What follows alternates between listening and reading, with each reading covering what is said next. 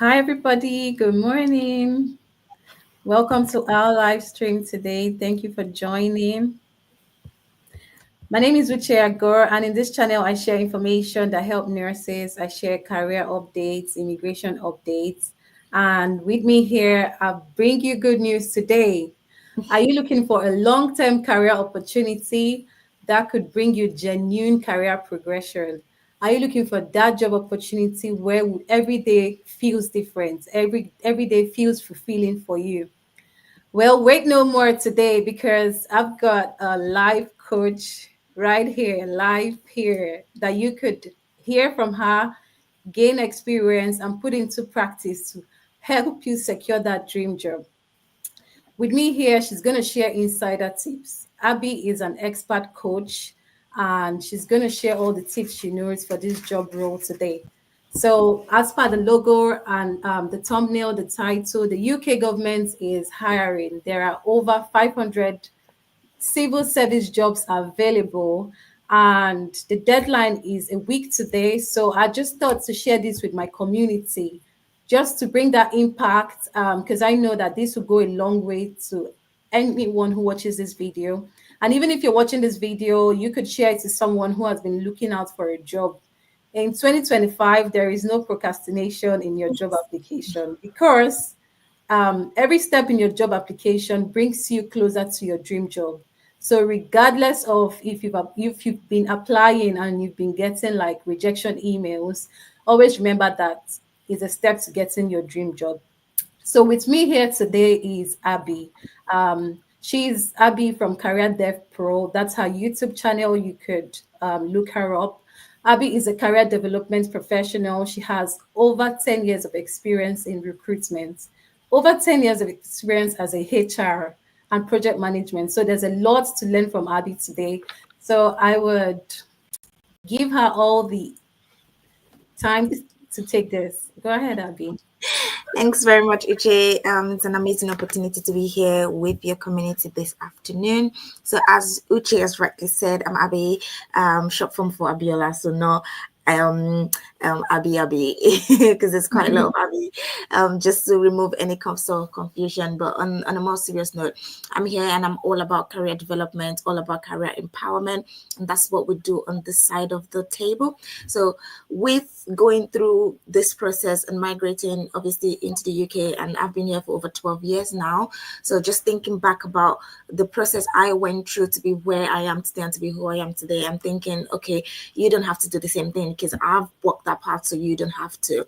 And that's what I'm here for, to show you the way, the nuances, the corners, where to look. So when I mean the corners, I mean where to look for things, because sometimes you're thrown into this big world and you're kind of on your own and you don't know exactly what you need to do, you don't know exactly what to look for. So this is what we're here today to tell you, the tips, the places, the words to use, because a lot of time you get caught out by not knowing the culture of where we are, and what we need to do to be able to fit in into that working environment and working culture.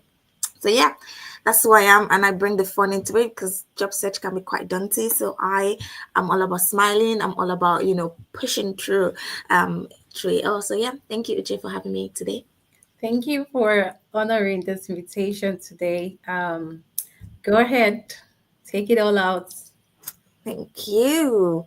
So I'm gonna be sharing my screen today, just so everyone can see the exact place and location where things are. There's nothing worse as someone telling you you can find it here. Where is here? So I'm not going to be doing that to us this afternoon. So I'm just going to be taking us exactly where here is. So this particular job that we're talking about, unfortunately, just to put a caveat out there, this is a job for people that have the right to work in the UK. So there will be more opportunities for visa sponsorship, and I will be sharing that as well. So like Uche has said, it's the same name across board. So follow us on Career Dev Pro, and you'll be the first to hear about things like this. But for this particular one today, we are going to HMRC. They are recruiting compliance caseworker, and they have over 500 of those roles available. So if you're new to the civil service job, you're not sure how to go about it or where to go, look no further. I will be taking us through the step-by-step process. So I'm going to leave this page now and take us to another page. So this is where we should start from. So I'm just waiting for that to kind of load up. And on this page, this will be the starter point. So I would log off this page now because I've signed in. So I'm going to log out on this page so you can see from the beginning. So for anyone looking, all you need to do is go on here, the civil service job.service.gov.uk. That's where you need to go. So once you're in there, you need to sign in or create an account.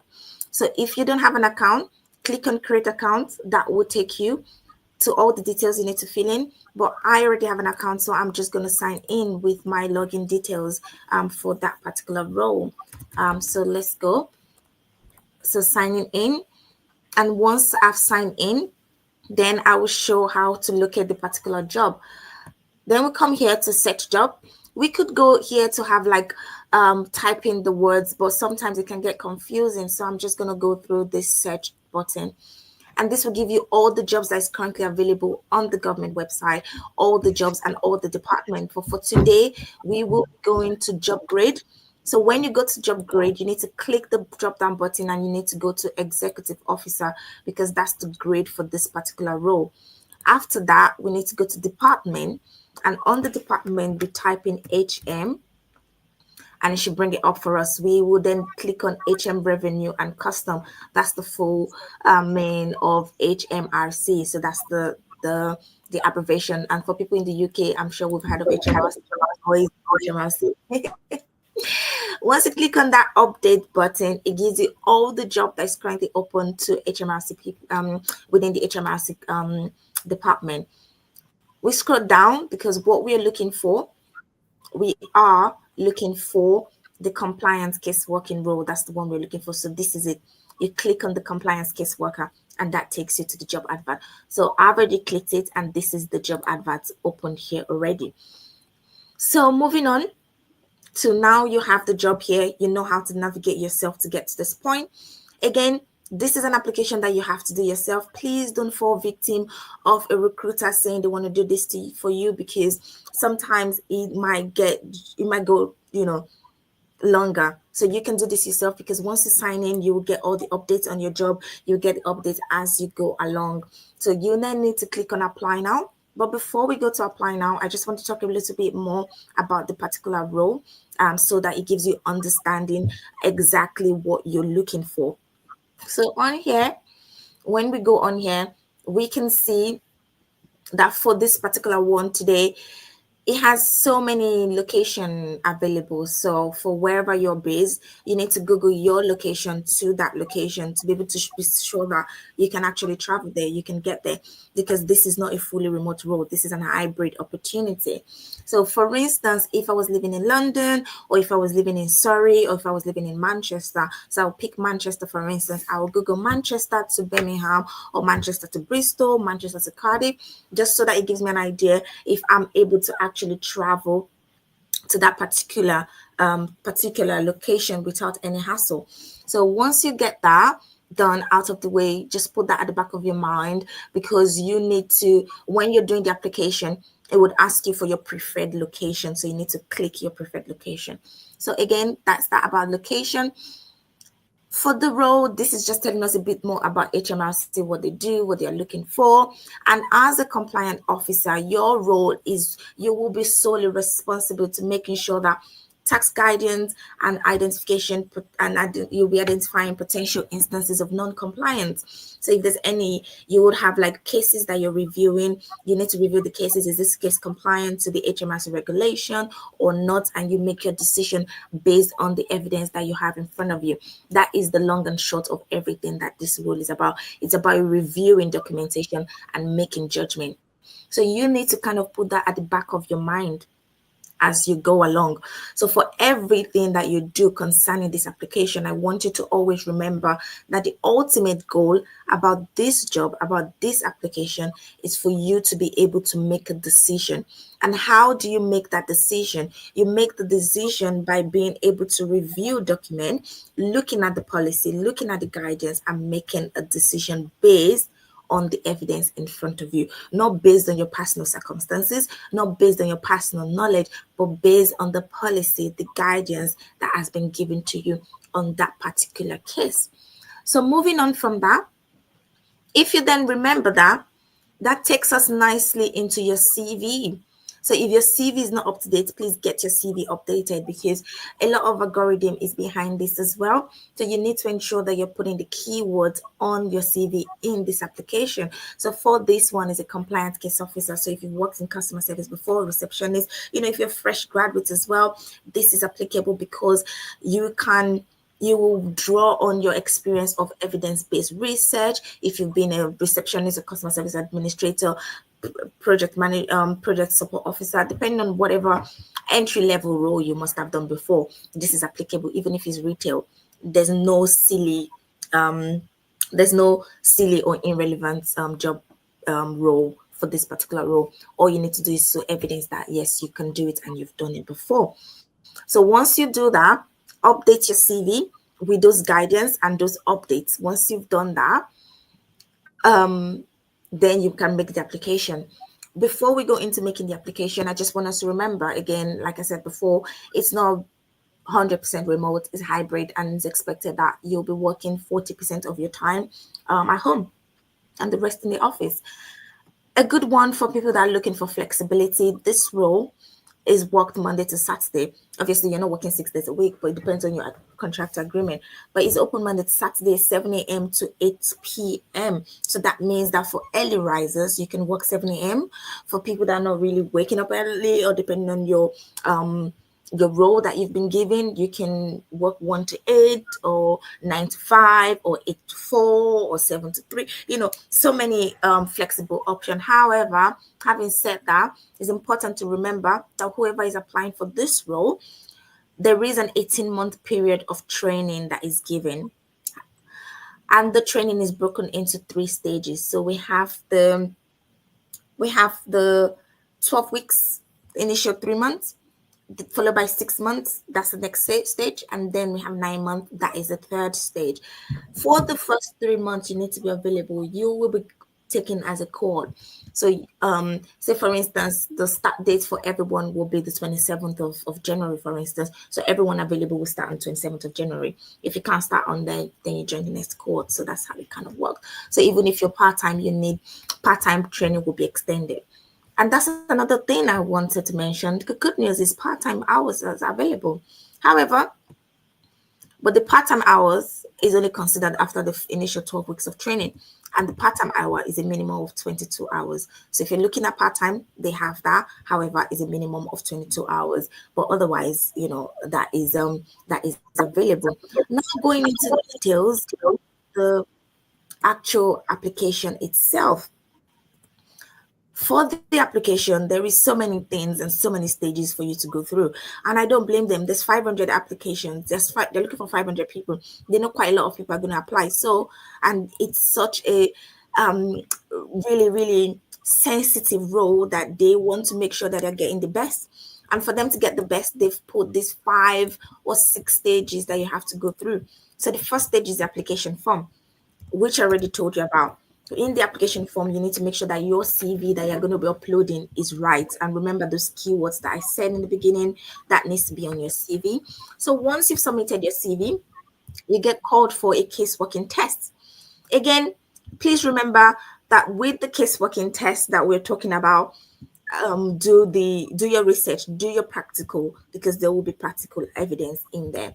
After the judgment test, you're going to have a casework test. You have going to judgment test, then you're going to have a numeric test. So that's maths test. Is again, do your exercise, do your sample, and then you're going to get a pre-recorded video interview. So that way, it's something like this. You get sent a link, a couple of questions, then you record yourself. What you're marking in that is your ability to be able to pass on information confidently, because remember that this is a customer-facing kind of role. Is a compliance case worker. You're going to be working on different cases, and sometimes you might need to travel. Sometimes you might need to gather evidence. Sometimes you might need to speak to the people to make sure that you have all the information. So they need to see your confidence. Your confidence needs to come out, needs to shine through everything that you do. So remember that when you're doing your recorded interview. And after that, you will then get to the final stage, which is a virtual entry exercise. For me personally, I believe if you can scale through the application phase, you can scale through the various tests, you can scale through the pre-recorded interview. I feel like once you get to that final virtual stage, I feel like, you got this in the bag. Again, I'm not I'm not, this is not my job role. I'm not the line manager or hiring manager for this role. I'm just saying, based on my experience of being on recruitment boards, and of interviewing countless candidates, and also working in HR and currently project management, it's just speaking on that. The weeding out would have happened in this, you know initial stages before it gets to this point. So when you get to this point, all you need to do is just bring your true authentic self and let that come out. I will not wait until the 27th of January, sorry, to apply for this role, because of all the steps that you need to do. So I would literally get on here and apply for it as soon as possible, as soon as I can, really. So having said all that, going back to the beginning, all you need to do is click on apply now. I will not be clicking on apply now because I am not applying for that particular job. But remember, for whoever is applying for the job, just to let you know that when you're applying for the job, it's quite important and very necessary for you to ensure that you read all the documentation. So I'm sharing this because this is a practice skills test. So once you submit your application, if your keywords are right and you have everything that it takes, you will get an email that says now you've been invited for the skill test. For this test, for instance, this is a practice test. All you need to do is click on these things. So you need to read them. Don't just feel like, oh, I know what they're talking about. You need to read them and then make the decision. So because so for instance, this is the first source and they're talking about the record. I'm not going to open that because that's a practice that's for someone. But when it does get to you, you open it and read it and make the decision based on what you see. So if they ask a question that is not on these three things, please don't assume. Just click on cannot say. If you think it's true, based on this, click on true. If you think it's false, based on all these things you've read, click false. So that's how you kind of go through it. So I think my stress is don't assume. Just answer it based on what you read that they gave you, not something that you read from somewhere else. And finally, I thought to mention this as well. We've had quite a few people that have made some of those mistakes. When you click on the apply now button, it takes you to a place where it asks you for your details. So that's where you get your email address, written, your name, your preferred name, your phone number, and things like that. And then you submit that first part. And then the next part of the application is your CV, where you need to upload your CV. And they tell you to upload your CV named blind. So that means don't copy your name on your CV again. So all you're doing is just copying from your experience and pasting it in that employment history. You don't need to tell us your name again because they're trying to make the application as fair as possible. All they want to see is your employment history, which I feel is very important because you can sell yourself properly without the fear that you're being targeted or whatever. But it's good to just be there. So hopefully, a couple of questions that people have asked in the past concerning this role is obviously how long will it take for you to get feedback? Again, it depends on how many applications they get and how it goes. So again, it's good to be patient. Make sure that you use your right email address to apply for those roles and get what you need to get. There is a difference between the salary, just so you're aware. If you choose London, for instance, you get paid a bit more because of the London allowance. And then if you are national, which is every other part that is not crediting. So on here, London is just crediting. So if it's not crediting, every other role is this. That's the salary band. But however, if you're going to credit, make sure that it's something that you're comfortable to pay the transport for because of the distance, depending on where you are. So remember to check your closest location for that particular role. And I think that is I feel like I've rambled on a lot. But yeah, Hoche is here and she's had me on here. And you can follow us on all our platform and drop in a couple of more questions, or you can drop the question on Uche's YouTube link as well, and she would be responding to you or signposting you to the right place to check for those answers as well. So thank you so much, Uche. I think that is it about this role, really. Phew, that was a well-deserved 20-minute session. Thank you so much. Thank you so much. We have a couple of questions. I would put them on the screen. This one Yeah. says, how do I make my CV stand out? Mhm. So I think in order to make your CV stand out, you need to use the right keywords. I know a lot of time, depending on our background and where we're coming from, we necessarily don't believe in someone doing your CV for you. But sometimes you need to use money to look for money. So sometimes you might need to get a paid professional to look at your CV. So do your CV to the best of your knowledge and your ability. Look at templates online, see what you can do. But then again, you can go to career coaches that have walked that path before, and they know exactly what to do with a CV for it to stand out, and get them to have a look at your CV and give you that professional touch. Because one thing about CV is there's so many people looking for job. You're not the only one. Each person, each recruiter probably have about 10-15 seconds to look at your CV, depending on how large the volume of CVs that they're looking at is. So you need to make sure that you're using those keywords for those particular role. And sometimes your CV doesn't even get to a recruiter; it's already weeded out by the algorithm, by the applicant tracking system, because they've programmed it that if this keyword come in, GPS if system. it says, if it doesn't come in, no. So you need to know for each area what are the words that you need to show on your CV. So depending on what you're looking for, then you need to know the jargon for that particular industry, and then you need that to be evident in your CV. So for instance, if you're looking into project management on your CV, I expect to see things like stakeholder management on your CV. I expect to see something about risk on your CV. I expect to see, things about compliance assurance on your CV that is in that line. If you're working in HR, for instance, I expect to see something relating to employee relations on your CV. If you're working with in the care industry, I expect to see something along the line of safeguarding on your CV, manual handling, medication, depending on the area that you are on. So again, with your CV, it depends on the industry, and then each industry have their own keywords that needs to be evident in your CV for that to stand out as well. So if you can, get your CV professionally checked, and if you can't, Google is your friend as well. Check for keywords in your industry, see if that is something that you've done, and find a way to weave it into your CV. I hope that answers the question. Thank you so much. It does. The next question says, what qualifications are necessary for the job? So for this job, the good news is they didn't put any qualification, because again, all they are looking at, because they are going to be giving you the training that is required, and is a long time, is a long training. So they've not necessarily said this the qualification, but they've put the skills that is there. So they need analytical skills, they need verbal and written communication skills, and they need numeric skills. And that's why they've put those tests there to test you, in order to show the evidence that you have that.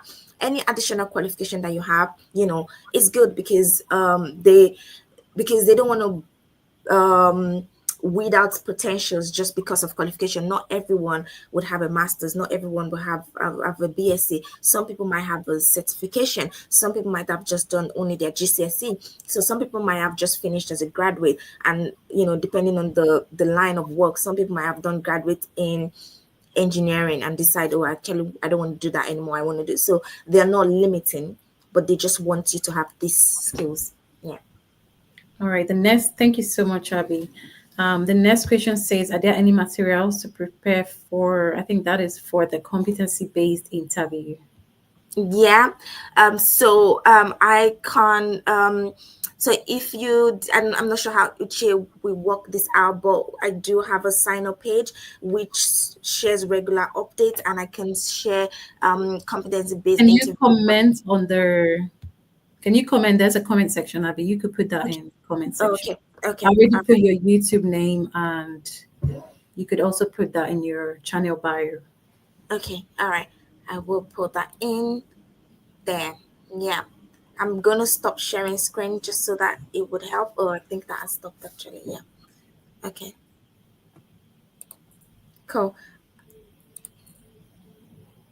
All right. Whilst we do this connection and send the other bits and pieces, we will just carry on with the other ones. Yeah. Okay. All right. So someone has a question as well, but I don't know if you have a response to it. It's just a little bit different from the topic today. It says, "How will I work in the UK because I'm a chef that cooks continental dishes?"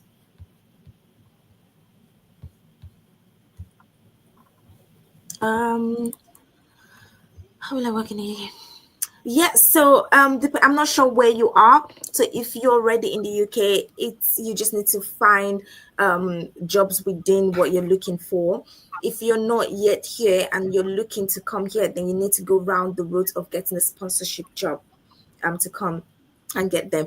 And I know that for chefs, I'm not sure about the restaurant styles and everything like that, but I know that cruises, they're always looking for a chef, and sometimes they do sponsor visa. So you I can mean, look can you on. spell that restaurant? CR. What did you say? Sorry.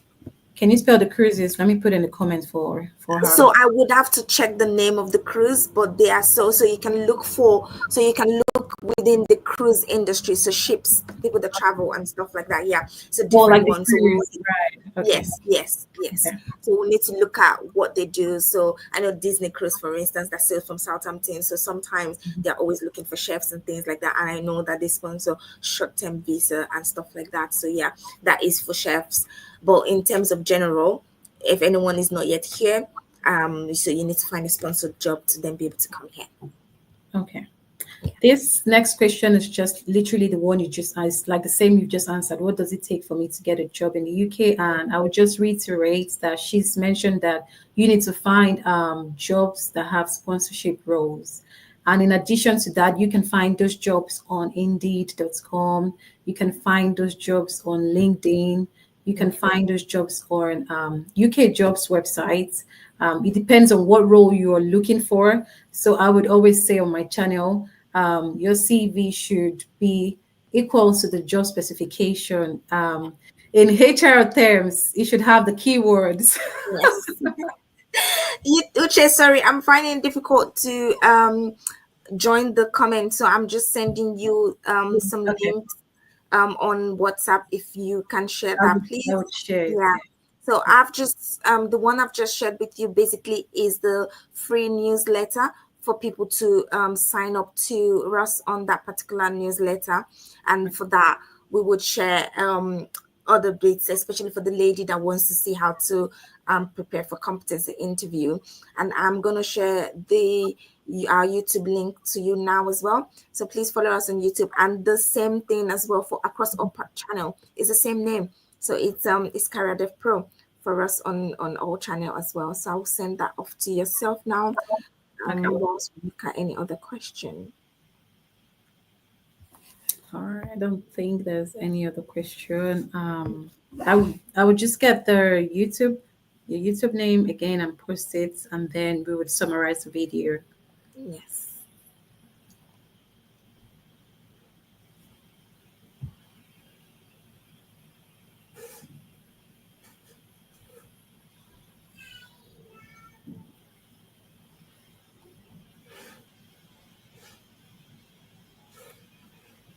I've just sent you the link Okay. to the I just YouTube copied channel. it Yeah, actually. Okay. thank you. So that is that, and there is the other one. And once you sign up to our newsletter, then I can share you the link of all our services, and especially for the people that are asking about your CV. If you do want, it's obviously you don't have to, but if you want to get the professional help, then we have it on there as well. But otherwise, there are other jobs that are coming up as well that will get shared once you're joining our newsletter. Then you get regular communication from us about things that are currently happening within this space. Is there any email that you use for your channel that people could probably contact you if they have Yes. trouble filling out the job role. Yes, we do have, just for ease as well, we have a contact number on WhatsApp. So that helps as well. So if there's anyone that just want to message us directly on there as well, so I've just dropped that for you. And for the email address, I'm dropping that as well. All right, I'll share that in the comment section. Yep, that is all gone to you as well now. So that way you have that. All right, thank you so much. This was such a short notice because the role was going to end in about a week. So I Well, just said, oh, let's make a video, and Abby just granted the request. So thank you so much. In this comment section, you would find her WhatsApp details. You would find the link for you to sign up for the newsletter, and you will find a link to her YouTube channel. So if you're in the process of completing this form and you have concerns, you can reach out to her in any of these means, and you get the help that you require. So I would say a big thank you to Abby again, and thank you to everyone who joined this. I did not pre-announce, this was just on the spot, and I appreciate every one of you. And I remain your girl, Uche Agor, and I will see you in my next video. um Someone says, how do we go about to apply? How do we go about to apply? And it's a job, a sponsorship job. No, of this course. particular job role is for people in the UK. And if you have the right to work, then you can apply for the job role. All right. Thank you, everybody. Thank you for joining this video. Have a blessed Monday and a blessed week ahead. See you all in my next one. Bye. Thank you so much, everyone. Thanks. Bye. Bye. Bye.